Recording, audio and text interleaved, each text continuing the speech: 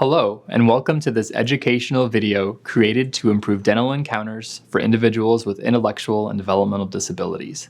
The content is primarily aimed at dental professionals who are actively in practice or currently in training, especially those who have limited experience taking care of such individuals. My name is John Behrens. I am a primary care physician at the Transition Medicine Clinic at Baylor College of Medicine, dedicated to serving adults with intellectual and developmental disabilities. On behalf of my colleagues in the Transition Medicine Clinic, the University of Houston Clear Lake Center for Autism and Developmental Disabilities, the UT Health School of Dentistry, and our grant sponsors, the Texas Council for Developmental Disabilities and the WITH Foundation, and the entire project team, thank you for joining us to learn more about this important topic. We hope this module will be helpful to you and to your patients. First, let's review our goals and objectives. Our primary goal is to help you, the healthcare professional, become more comfortable and competent in providing healthcare to individuals with intellectual and developmental disabilities, with the hope that these individuals will have better access to high-quality care and ultimately lead better, healthier lives. Our objectives are as follows. Number 1, review some of the primary factors that contribute to the oral health disparities of individuals with intellectual and developmental disabilities. Number 2, understand the definition and consider the terminology regarding intellectual and developmental disabilities and related conditions. Number 3, consider language and communication implications for individuals with intellectual and developmental disabilities. Number 4, review evidence-based strategies to increase comfort and long-term success of dental procedures, both before and during the office visit. Number 5, observe an example of how to approach uncooperative behavior and how to address this with the caregiver of an individual with an intellectual or developmental disability. Before we dive into the content, let's first familiarize ourselves with some common terminology. We will be using IDD as an abbreviation for intellectual and developmental disabilities. A developmental disability, in short, is a condition that starts in childhood and results in a functional limitation, which can include physical and mental disabilities. Many common conditions fall under this term, such as autism spectrum disorder, Down syndrome, and cerebral palsy. An intellectual disability is a subtype of developmental disability and thus also starts in childhood, but specifically affects one's cognitive abilities and skills needed to navigate daily life. These skills are often referred to as adaptive functioning. While many people commonly refer to the number on an IQ test to understand someone's intellectual functioning, it can sometimes be more helpful and practical to consider a person's adaptive skills. Which activities of daily living, sometimes called ADLs, do they need help with? What kind of support do they require to get through a typical day? Were they in mainstream classes or special education? Remember, sometimes these answers need to be taken into consideration with a person's underlying condition before making any strong conclusions. More on that later. Please see the link to the Vanderbilt IDD Toolkit in the Resources section for more details on how to assess adaptive functioning skills. IDD is a common condition, though unfortunately there have not been great practices in place to allow us to measure these conditions very accurately. Most estimates suggest that slightly more than 1% of adults have an intellectual disability. There is a wide spectrum within this group. Some individuals on the mild end may live independently with minimal supports, while others on the severe or profound end may require full-time assistance. The prevalence of developmental disabilities is even more difficult to estimate, given the incredible variety of qualifying conditions. But estimates of children 3 to 17 years of age are 17 to 18%. The important point here is that these conditions, particularly when grouped together, are quite common. Despite this, healthcare professionals historically receive little to no training on the topic. In fact, there is no requirement or specification to receive training on developmental disabilities during the course of a physician's medical training. And only recently did the accreditation body for dental education include such a requirement. One survey-based study showed implications of such policies. About half of the surveyed medical and dental school deans reported that teaching the care of individuals with IDD was not a high priority, though nearly all respondents expressed a desire for curriculum on the topic. This same study surveyed medical and dental students, who reported very low levels of confidence in their ability to treat people with IDD, despite nearly 2/3 of them expressing an interest in being able to do so. The bottom line, our current training is not adequately addressing this important topic, and there is a common desire to learn more. While undertrained healthcare professionals are only one piece of the puzzle, it should not come as a big surprise that people with IDD experience significant health disparities compared to those without. These disparities include an increased prevalence of all chronic illnesses, lower rates of preventative cancer screening, overall lower self-reported health, and notable decrease in oral health, as will be discussed in more detail. Some other contributing factors to these barriers include poor access to healthcare, financial obstacles, and a lack of research and knowledge on the needs and best care practices for these individuals. Hello, Claire and Ms. Veleza. Thank you for coming for the follow-up visit today. How can I address your concerns? What can I do for you? Well, unfortunately, Claire has been refusing to eat again. I know you had prescribed her antibiotics last month for her toothache and it helped great, but her pain is back and it's as bad as last time. I am so sorry to hear that. Teeth pain can be really uncomfortable. Other than the antibiotics that I prescribed, have you had any luck finding a dentist? No, unfortunately, that's the most frustrating part. We loved Claire's pediatric dentist. She was great, took great care of her teeth, but she only sees patients till they're 18, so Claire has not been to a dentist in a while. I found out from some groups about more dentists, but they don't accept Medicare, and the other dentists we have been to, they refuse us as soon as they learn about her condition or disability. So I'm afraid that the situation's going to be worse if we don't find a solution soon. Unfortunately, this scenario is all too common. Individuals, especially adults with IDD, experience significant health disparities compared to those without. This includes more cavities, more tooth loss, and an overall decreased access to dental care.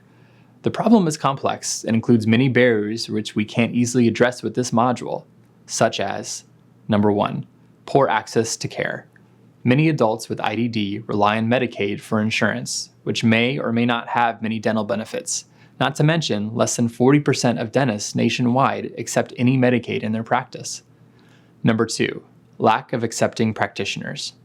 As highlighted in this scene, some dentists may not feel equipped to accept patients with IDD for various factors, further limiting the available dentists. Number 3, behavior issues. There may be real or perceived behavior concerns that limit a person's ability to safely cooperate with dental procedures. Some dentists may utilize intravenous sedation, general anesthesia, or protective stabilization to address these issues.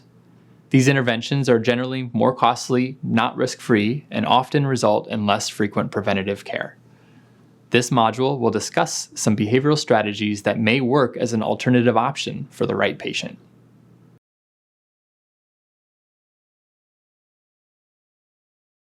Language matters, especially the way we describe and talk about other people.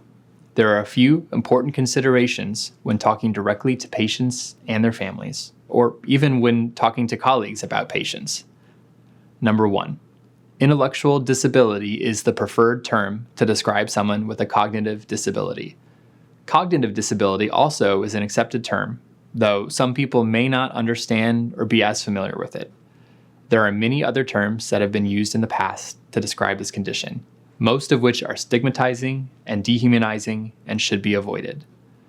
Developmental disability or neurodevelopmental disability, while also being technically correct to describe an intellectual disability, is the more general term and likewise may not be as widely understood.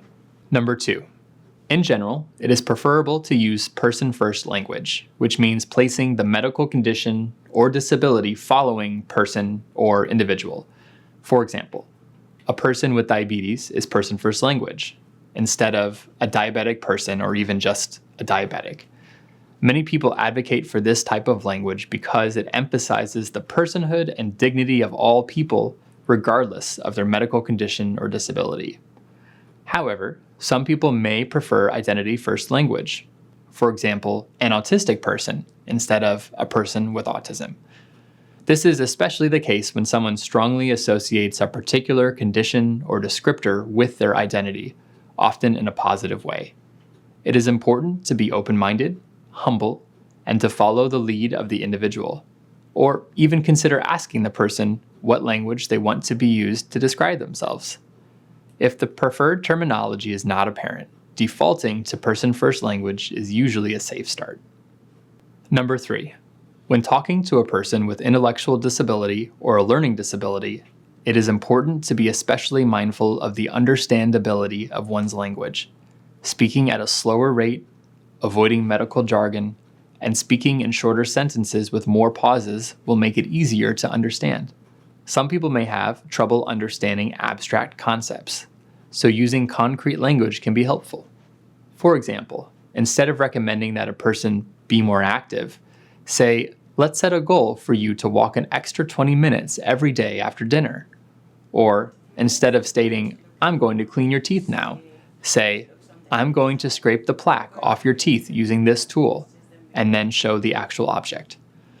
Whenever possible, using the readback technique can help give the healthcare provider feedback on how much of the plan was understood. Try to phrase this in a patient-centered fashion. For example, I know that we've talked about some complicated things here today. I want to make sure that I said things in a way that made sense. Can you please tell me what you remember about our goal for keeping you more active? Hello, Claire. How are you doing? My name is Dr. Lukia. Nice to meet you. Hi, doctor. I know you just met Claire, but she's non-vocal. Thank you for telling me. Some of our patients are not communicating with words. How does Claire communicate? Claire has a very expressive face for once. She also makes sounds when she wants to let us know that she's happy or sad. She also looks up for yes and down for no. Thank you for telling me. Let me try again. Hello, Claire. Thank you for coming for the exam today. It looks like you have a very supportive family. I'm going to ask you some questions, and your mother is going to help answer the questions with you. Okay? You're saying okay. Very good. Very good.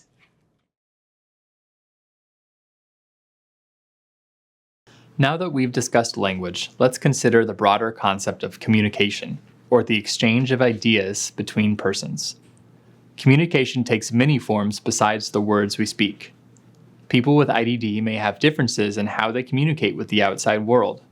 Sometimes these preferences are not obvious. In the previous scene, the dentist introduced themselves directly to the patient, which should always be done, regardless of the perceived or known abilities of the patient. More on that later. This introduction prompted the patient's mother to share that Jennifer does not produce verbal language, which then led to a follow-up question about her preferred communication preferences. Alternatively, this information could be obtained before the visit or during the intake or pre-visit process. Sometimes, individuals use technology to assist their ability to communicate. These devices can produce speech with the press of buttons, such as that on a tablet, or even with eye gaze for more sophisticated options. If an individual uses technology but doesn't have it at their visit, it is worth asking the caregiver to bring the device to future visits. It is also important to distinguish between receptive language, or someone's understanding of language communicated to them, and expressive language, or the words that someone produces. Expressive and receptive language are two different processes, so someone's abilities or deficits in one area may not match the other. For example, a person with cerebral palsy may not be able to produce speech because the signal from the brain to the muscles needed to make speech is not intact. But the same person may have no problems understanding language. In fact, one study estimated that 10% of people with cerebral palsy and no speech-producing ability have completely intact receptive language and overall intelligence. Nonverbal vocal communication is, of course, an important part of all clinical encounters. One's own body language, the tone of speech, facial expressions, and more can greatly enhance or detract from the patient experience. Similarly, being mindful of a patient's nonverbal cues, for example, grimacing in discomfort during an exam or looking away to indicate a desire to stop the current activity, can greatly enhance patient comfort, particularly if that person cannot otherwise tell the examiner how they are feeling.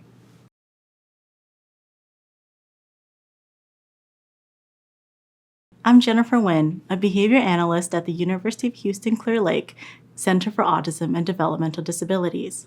Now that you've been introduced to the importance of modifying your practices to better meet the needs of patients with IDD, this next section will review evidence-based behavioral strategies that help promote comfort and cooperation for patients during their clinical appointments. These behavioral strategies were developed using the principles of behavior analysis, a science that seeks to understand the mechanisms that govern human behavior. While this module will focus on using these strategies with patients with IDD, these behavioral techniques can be applied to a wide variety of patients who may be nervous or anxious during clinical encounters. In this section, we will review the following topics. First, we will discuss several strategies that can be employed prior to seeing the patient. This includes gathering important information from the patient or the patient's caregivers and preparing the environment to promote a successful clinical encounter. Next, we will cover techniques that can be used during the appointment when interacting with the patient, such as providing reinforcement and frequent breaks and communicating with the patient in an effective manner.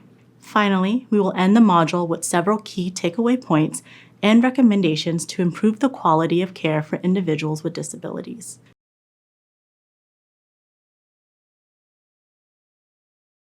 Strategies to promote a successful clinical encounter can be used prior to beginning the visit. Whenever possible, try to communicate with the patient's caregivers before the visit to gather vital information about the patient. Be sure to have this conversation when the patient is out of earshot. One of the first questions to ask is, what are the patient's likes or dislikes? This includes things such as favorite toys or activities, preferred topics of conversation and types of compliments or praise, any trigger words that should be avoided during the appointment, and whether the patient has any sensitivities to touch, sounds, or textures. Next, try to take the time to familiarize yourself with how the patient communicates. Ask the caregiver whether the patient communicates vocally, via signs or gestures, or through a communication board or device. It's also important to ask whether the patient may use some uncommon gestures or phrases that can help you better understand the unique way that the patient may express their needs. Finally, information regarding any potential challenging behaviors or anxieties the patient may have about receiving clinical services should be gathered. This is a good time to ask the caregivers if the patient may have had some negative experiences with healthcare providers in the past, and if there are any behaviors that signal the patient may be distraught or uncomfortable during the appointment. The following video clip shows an example conversation between the caregiver and the healthcare provider prior to an appointment. Thank you for taking the time to meet with me before the exam, Ms. Felisa. I would like to gather some information that will make sure that the exam is going to be more successful. So first, I would like to know, are there any items that Claire can have during the visit that will make the visit more enjoyable? Things that she enjoys. Claire really enjoys watching her iPad and specifically videos of cats. That is wonderful. I like cats too, so this will be great. I will use it. Do you have with you the... Yes, excellent. I do. That is excellent. Thank you for telling me. Also, my next question is, are there any things that she doesn't like? Any sounds or any trigger words or anything you can think of that she may not like so I can avoid using it during the exam? Claire does not enjoy loud noises or cheering, so maybe avoid that. Absolutely. I'm going to keep a calm voice and just to make sure that she feels the most comfortable. Next, I would like to ask you about the way she communicates with other people. Is she vocal? Does she use gestures? So Claire is minimally vocal. Sometimes she would use short phrases or single words, and sometimes use catchphrases from her favorite shows. Excellent. This is very helpful as well. Thank you so much. Next, I would like to know a little bit about the history that she has with dental appointments and dentists. Anything that you can recall that is going to be helpful? She's generally very nervous around dentists. She also feels uncomfortable around new people. So you can maybe talk to her in a calm voice or talk to her about cats. Absolutely. And maybe taking some time to build rapport with her before the exam can be Right. another. Thank you so much. This is really helpful information. We always like to ask our patients before the visit. Anything else? Is there anything else that you would like to share that we forgot to mention? Not that I can think of. Thank you so much for taking the time. In the previous video, the provider spends some time prior to seeing the patient to gather important information. During this time, it's also a good idea to write down the questions you would like to ask to ensure that you have covered all your bases, such as creating a standardized intake form. Getting to know the patient prior to an appointment can help you individualize your interaction and increase the likelihood that you will have a smooth and successful clinical encounter. Once the patient enters the room, there are several behavioral strategies that can be employed immediately. Greet the patient and provide a quick compliment or phrase that is in accordance with what the patient prefers. For example, if the caregiver or patient indicated that they enjoyed receiving compliments regarding their clothes, this is a great time to say something like, "That's a really cool shirt." It's also important during this time to keep in mind the information that the caregivers provided to you. For example, if the caregiver reported that the patient has sensitivities to loud sounds or voices, it's best to keep your greetings at a lower volume. Once you've greeted the patient, ensure that they have access to a preferred item or activity. For example, if the caregiver reported that the patient enjoys watching videos on a tablet, you can encourage the patient to continue to do so throughout the appointment in order to associate clinical encounters with positive experiences. Next, try to spend the first couple minutes of the appointment interacting with the patient, or longer if possible. Taking this time can help the patient become more comfortable in the clinical environment and in your presence. These steps are important even if it's not readily apparent that the patient understands or can reciprocally communicate. When interacting with the patient, you can continue to provide compliments or comment on what they are doing. For example, you can say something like, "I really like this show too." But be sure to avoid giving instructions or asking questions. For example, it's best to avoid questions such as, "What show is this?" as it can sometimes be perceived as an instruction and make your interaction with the patient less positive. It's also best during this time to avoid taking the patient's preferred item away or touching it without permission. Remember, we want to pair this clinical encounter with things that the patient likes to do. Here's an example of how promoting positive interactions could look like. Hey Claire, I see you have your tablet with you. Your mom told me that you like cat videos. I see you're watching a cat video. I like them too. This is so nice. Look at the kitty. I see the kitty. That is so nice. Look at you smiling. Yeah. I love cat videos, especially this one. This is so nice. Awesome. Yeah, you saw your mom. Very nice.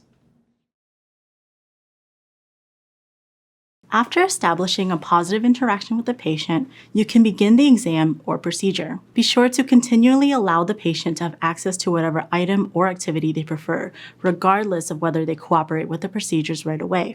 When introducing the steps of the exam or the procedures, it's best to break it down and provide frequent breaks in between. For example, you could examine one side of their mouth first, provide a short 1-minute break, then come back and examine the other side. Our multidisciplinary team has broken up all the steps of the routine dental exam, and the full list is available in the supplementary materials.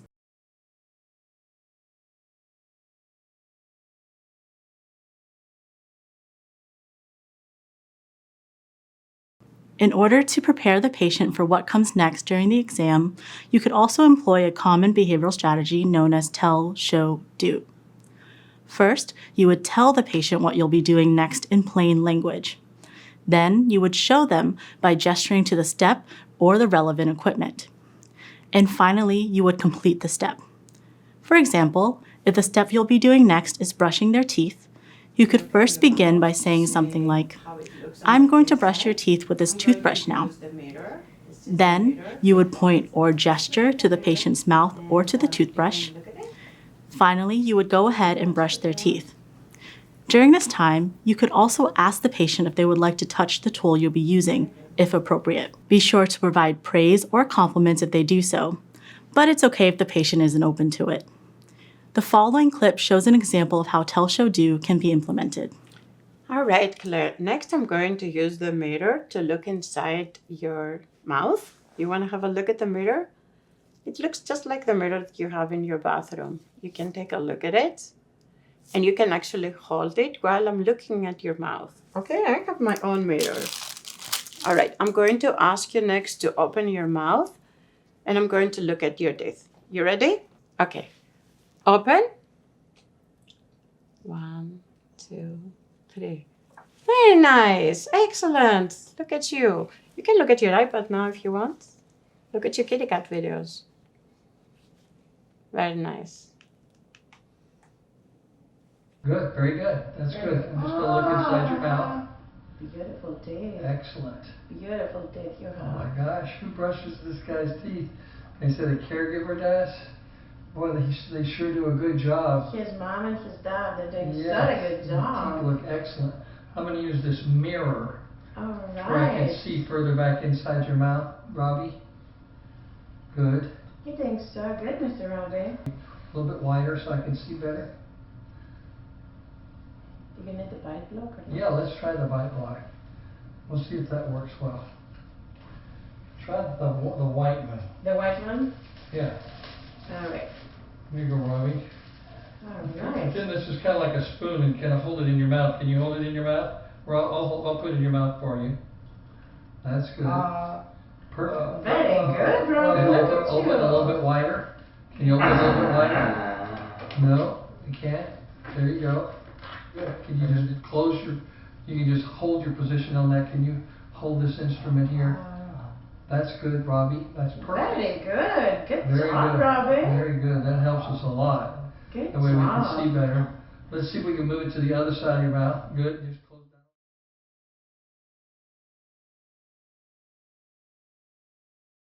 If the caregiver reports that the patient is particularly nervous about a certain step of the exam, you could break down that step even further into several sub-steps to help the patient become more accustomed to the procedure. Here are the steps you could follow.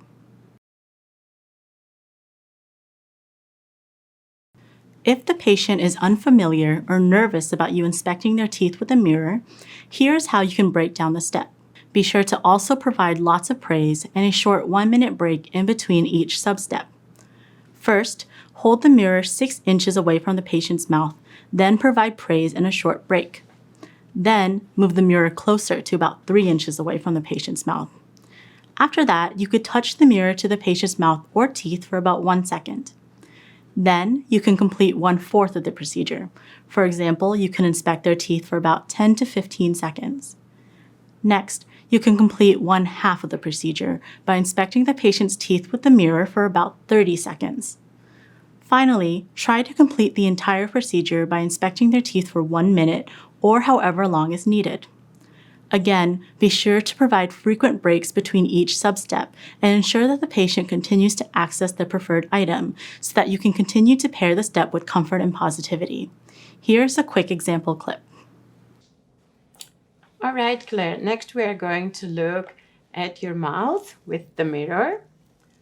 I'm going to give you an instruction, and then I would like you to open your mouth. Ready? Very nice. Okay. Open. 1, 2, 3. Very nice. Excellent. Look at you. You can look at your iPad now if you want. Look at your kitty cat videos. Very nice.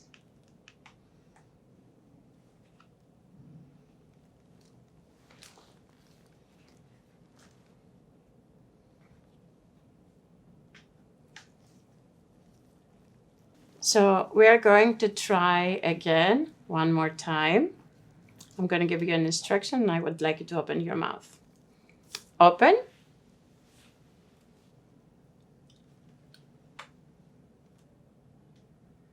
Very nice, very nice. Look at you. You're doing so good. You can have a break with your tablet. Look at the kitty cat videos. Look at the kitties. I see them. Very good. So after 1 minute of you playing with your tablet, we're gonna try one more time. This time I'm going to put the mirror inside your mouth. Okay? I'm gonna give you the instruction. You have to open your mouth. Open. 1, 2, 3. Very nice, Claire. You did. I see the kiddies. It's time to play. Yes, awesome. You did so good. Very nice. 13.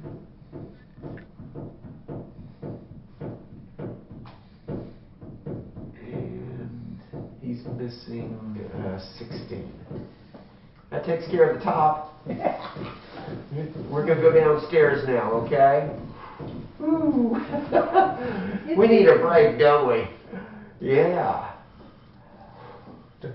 We ready? Okay. I want to mention that we have... I'm gonna touch your tooth with this, okay? Okay. I'm gonna take a break now. All right? Can I have a break? Yeah, you let me have one.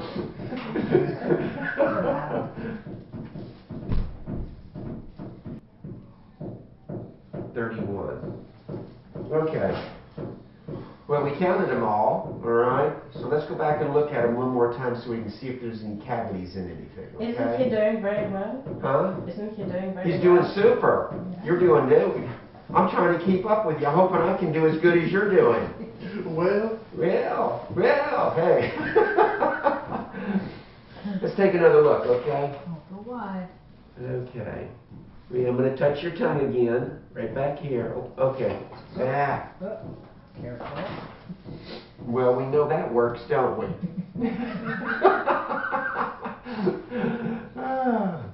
Okay. You ready for me to look some more? We want to take a little break. We can take a little break here.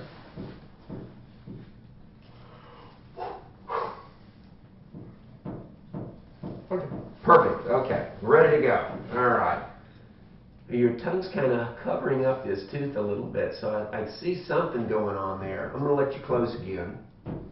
And you ready to open for me? Yeah. Don't rush. I don't want to rush you. We don't want to do it too fast. I want to put this in your mouth if that's okay. All right, can we do that? Open as big as you can for me, and then just bite down on that. Okay, I think that's working pretty well. All right, you want to take that out for me? Okay, now you did that on your own. That part, I had nothing to do with that. You want to take a look at that? Can you see that? Yes. Whoa. And it doesn't hurt. No, I'm not going to do anything that hurts. No, that's what hurts. Okay. All that But up. I'm going to touch your tooth just like this. All right? Yeah. Okay, good. Need to see, okay? This is a different mirror. You see, it's different color, isn't it?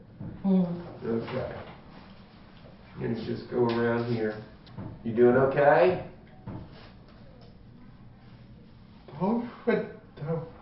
Okay, okay. Can I touch like that? Is that all right? Let me take up over here. And I'm going to give you a break, and I got one place to do over here, okay? Yeah. I like your mustache. Yeah. Yeah, that's pretty nice looking. I wish I could grow one like that, but I can't grow hair anywhere. So does his dad. Okay. When you're introducing the procedures of the clinical visit, the patient may cooperate or also may engage in uncooperative behavior that prevents you from completing the step. We'll define uncooperative behavior as any behavior that interferes with the procedure, such as pushing the healthcare professional away or if the patient is moving their body away. Uncooperative behavior does not include behaviors that don't interfere with the procedures. For example, if the patient initially protests vocally but then allows you to complete the step. If uncooperative behavior occurs, put all of your materials down and take 1 to 2 steps back and away from the patient. Then, allow them to have a 1-minute break from the procedures. This helps to let the patient know that you respect their expression of discomfort and can increase the likelihood that the patient will become more comfortable with you and the step at hand. After the break, consider reattempting 2 additional times. However, if unsuccessful after 3 total attempts, it may be best to move on to another part of the procedure or end the visit there.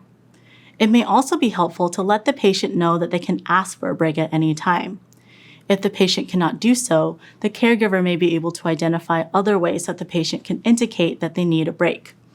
Again, the dentist can then clearly state, if you want me to stop, just do X. While this may seem counterintuitive, it benefits the patient by letting them know that they will not be forced to cooperate with procedures that may be scary or uncomfortable for them. This can help associate the visit with positivity and respect, and can increase the chances that the patient may be more comfortable with clinical encounters in the future. Remember, the goal is to pair clinical visits with comfort, and by stopping the interaction when the patient shows discontent, we are letting the patient know that their concerns are being heard. The following is an example of how you can respond if uncooperative behavior occurs. All right, I'm going to ask you to open your mouth next. Open.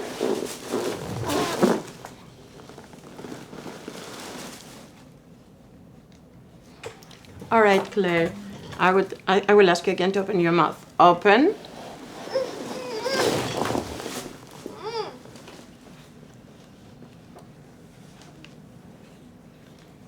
Okay, Claire, let's try one more time. Ready? Open. Very nice, very nice. Let me look.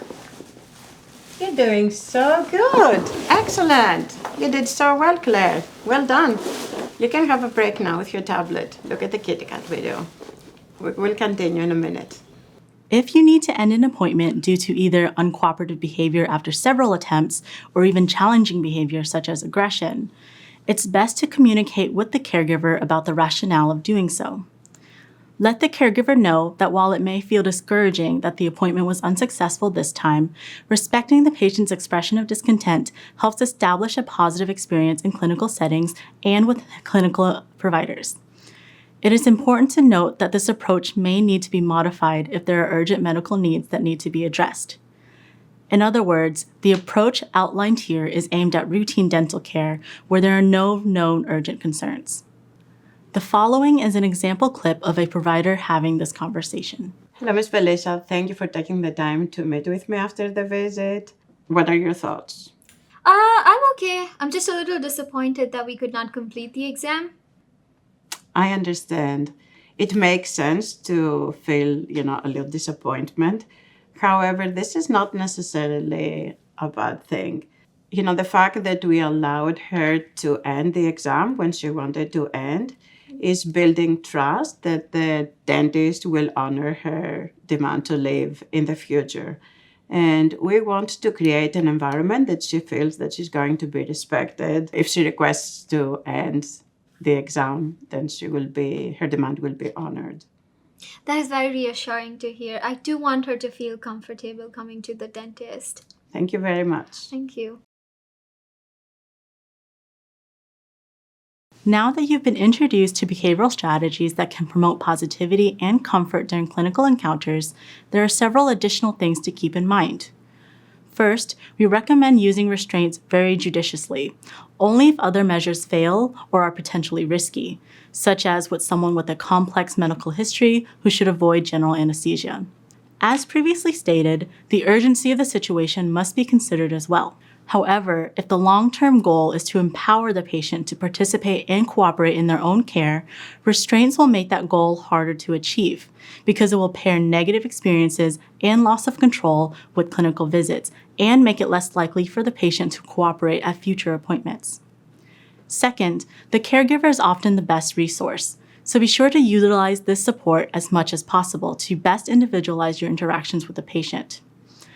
Third, be sure to keep safety in mind during the appointment. If at any point you feel unsafe for yourself, the patient, or anyone else involved in the appointment, it is best to end the visit and revisit the approach. Finally, use your professional judgment. While these recommendations can be used in a variety of patients, each and every patient is unique, and each situation can be different. It's best to use your professional judgment while implementing the behavioral strategies reviewed in this module and act in accordance with the standards of care of your local institution and professional societies.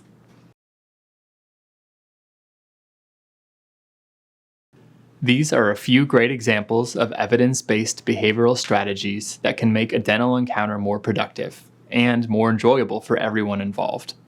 While some of these techniques take some practice, there are studies that show the techniques are fairly easy to learn. Of course, one size doesn't fit all, so some patients may need other strategies, or ultimately need measures such as sedation to safely receive dental care. Our team strongly recommends partnering with your local behavior analysts to see if they can develop a behavior plan for those patients who are having trouble with the techniques described here.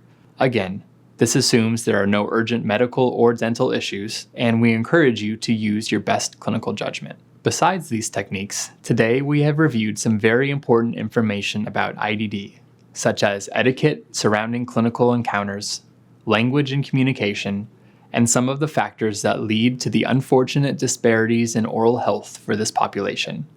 We hope that you have found this module not only educational, but also motivating to consider accepting more patients with IDD in your clinic to be a part of the changing culture that seeks to decrease these oral health disparities and allow everyone the chance to participate in their own oral health journey. Thank you for your time and attention, and please spread the word about this module.